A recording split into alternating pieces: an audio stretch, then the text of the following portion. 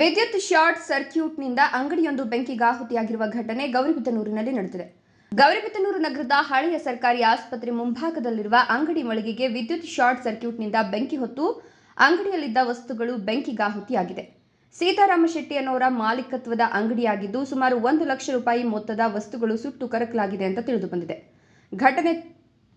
ಈ ಘಟನೆ ತಡರಾತ್ರಿ ನಡೆದಿದ್ದು ಬೆಳಗ್ಗೆ ಅಂಗಡಿಯಿಂದ ಅಧಿಕವಾದ ಹೊಗೆ ಹೊರಗಡೆ ಬರ್ತಿರೋದನ್ನು ಗಮನಿಸಿದ ಸಾರ್ವಜನಿಕರು ಅಗ್ನಿಶಾಮಕ ಠಾಣೆಗೆ ವಿಚಾರ ತಿಳಿಸಿದ್ದಾರೆ.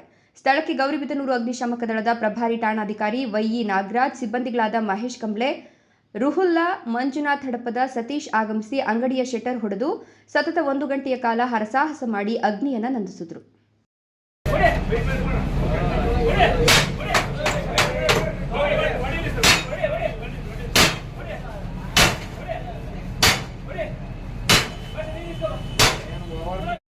ಪ್ರೆಷರ್ ಕೊಡ್ರಿ ಸರ. ಆರಾಮಾಗಿ ಮಾಡು. ಮಹೇಶ ಮುಂದಿನ ಕೊಡೋದು.